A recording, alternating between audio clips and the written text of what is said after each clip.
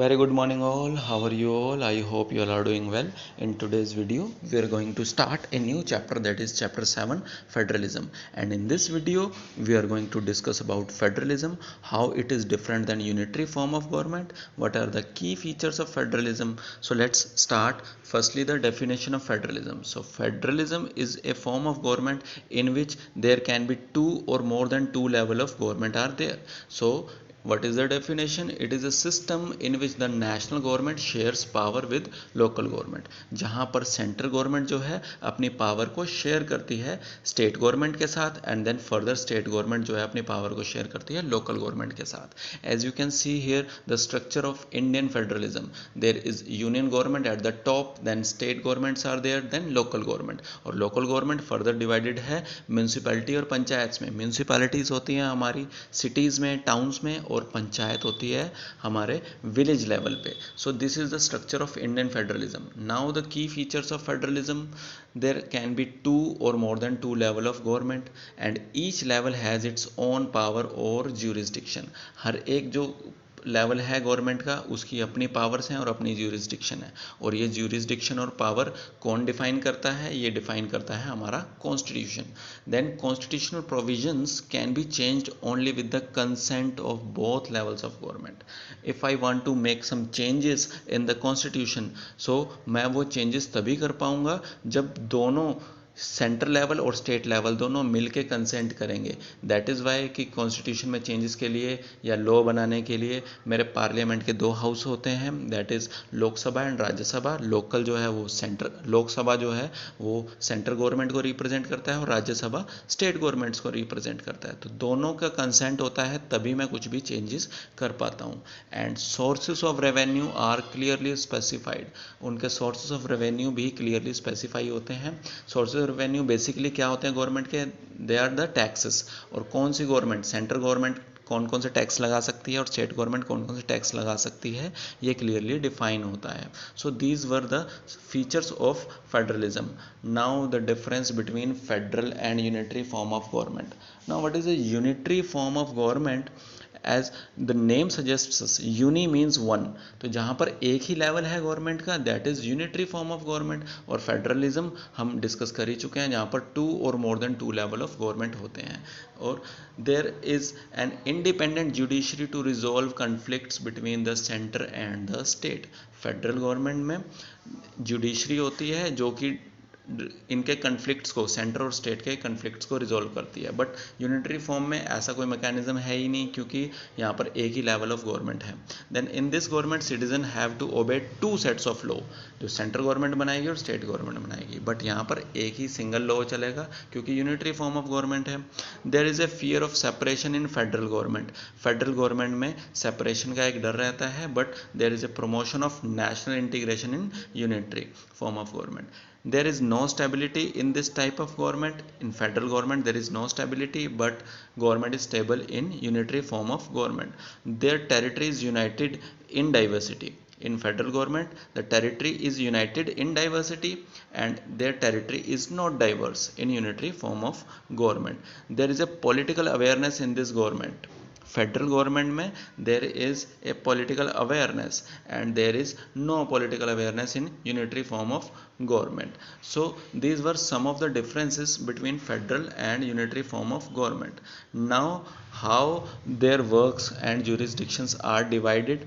So in our constitution there are three lists which define the works which can be done by the union government or central government and the works which can be done by the state government and the area of work where both of the government will work together. So there is a union list, then there is a state list and concurrent list. What is union list? Union list जहाँ पर national importance के subjects होते हैं और यहाँ पर only union government can make laws. Then like for example defense, bank, currency, these are the areas which covers under union list. Then state list, it has subjects of local or state importance and state government alone can make laws on it. like police, trade, commerce, agriculture. Then third one is concurrent list. It has subjects of common interest and both center and state government can make laws. For example, education, forest department, etc. So I hope the things are clear to everyone. If still anyone is having any doubt, he or she is free to WhatsApp me anytime. Thank you very much. Have a nice time. Hello everyone, in this video we are going to continue our chapter 7, that is federalism, and in this particular video we are going to cover two very important topics of this chapter. One is why we need a strong central government and second is special status given to some states. So let's start. See, India is a diverse country and to maintain its diversity we created a federal structure. India में बहुत सारे religion है, languages हैं, सो इन सब को accommodate करने के लिए we created a federal structure of government. But sometimes this diversity may result in disintegration of the country. Disintegration का काम भी करती है डाइवर्सिटी कई बार, जैसे कि आपने सुना होगा स्टेट्स का डिमांड करने लगते हैं. Sometimes even some states demand for a separate country. So ऐसी सिचुएशन ना हो, इसके लिए we need a strong central government. Then some problems are there which cannot be resolved by state governments. उनके लिए हमें एक strong central government की ज़रूरत होती है. The problems like refugee problems को एक strong central government ही solve कर सकती है. Then riots का problem, अगर दंगे की problem हो जाती है तो एक strong central government can control this. Then in a country like India where too much diversity is there, the chances of communalism is very high. So to curb the situation of communalism we need a strong central government. Communalism के problem को भी solve करने के लिए we need a strong central government. External aggression, sometimes a situation of war creates with other countries, so a state government cannot solve this. अगर war like situation हो जाती है या war हो जाती है तो एक state government इसको solve नहीं कर सकती. इसके लिए we need a strong central government. Then to make and maintain international relations we need a strong central government. So I hope the points are clear to everyone. Now the next topic is special status given to some states.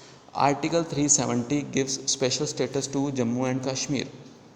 सो क्या है article 370 और एक क्या special provision देता है? So Jammu and Kashmir residents have a dual citizenship and their own national flag. उनका अपना national flag है. देन यहाँ पर इंडिया का कॉन्स्टिट्यूशन वैलिड नहीं है. They are having their own constitution जिसको वो फॉलो करते हैं. Then RTI, right to education and CAG, ये सब चीज़ें जो मेजर लॉज हैं यहाँ पर एप्लीकेबल नहीं होते. But in 2019 last year article 370 को रिवोक कर दिया गया था, हटा दिया गया था, रिमूव कर दिया गया था. So article 370 is no more with our constitution. हमारे साथ अब आर्टिकल 370 नहीं है, तो यहाँ पर से 370 आर्टिकल हट चुका है. Now article 371 gives special status to 11 states. अब ये क्या है आर्टिकल 371? आर्टिकल 371 जो है ये स्पेशल प्रोविज़न देता है महाराष्ट्र और गुजरात को.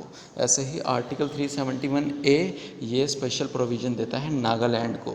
अब क्वेश्चन ये रेज होता है कि आर्टिकल 371 की या आर्टिकल 370 की ज़रूरत क्यों पड़ी?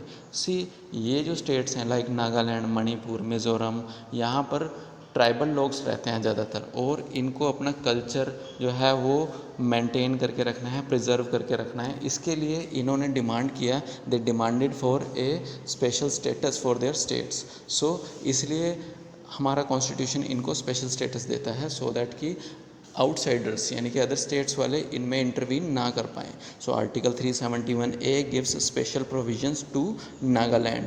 The same way article 371B it gives special provision to Assam. Then article 371C gives special provision to Manipur. Article 371D ये स्पेशल प्रोविजन देता है आंध्र प्रदेश को. और ऐसे ही article 371E talks about to establishment of central university in Andhra Pradesh by our parliament. हमारा parliament जो है इस्टेब्लिश कर सकता है सेंट्रल यूनिवर्सिटी आंध्र प्रदेश में आर्टिकल 371E के अकॉर्डिंग. और आर्टिकल 371F ये सिक्किम को स्पेशल स्टेटस देता है, जिसमें कि सिक्किम में लेजिस्लेटिव असेंबली में मिनिमम सीट्स हो सकती हैं 30. सिक्किम में मिनिमम सीट्स लेजिस्लेटिव असेंबली की 30 हो सकती हैं। ऐसा क्यों है? ऐसा इसलिए है कि सिक्किम की पॉपुलेशन कम है, इसलिए उन्होंने ये डिमांड किया कि हमें मिनिमम सीट्स दी जानी चाहिए। तो द क्वेश्चन रेजिस कि रेस्ट ऑफ द इंडिया के लिए ये मिनिमम सीट्स का रिक्वायरमेंट क्या है? So minimum seats for the rest of the India is 60 हो सकती हैं मिनिमम सीट्स। ठीक है, minimum legislative assembly seats can be 60। और अभी सिक्किम में currently there are 32 seats are minimum. अभी 32 हैं वहाँ पर लेजिस्लेटिव असेंबली में seats. So I hope the things are clear to everyone कि आर्टिकल 371 क्या है। अब बात करेंगे इनर लाइन परमिट की। तो आर्टिकल 371 से ही जुड़ा हुआ पॉइंट है इनर लाइन परमिट, जो कि स्पेशल स्टेटस देता है अरुणाचल प्रदेश, मिज़ोरम और नागालैंड को कि we need an inner line permit to go in these states. इन स्टेट्स में हम बिना परमिट के जा ही नहीं सकते, ये स्पेशल स्टेटस है। और अरुणाचल प्रदेश, मिज़ोरम और नागालैंड को under article 371। So I hope the things are clear to everyone. If still anyone is having any doubt, he और she is free to ask me any time. Thank you very much. Have a nice time.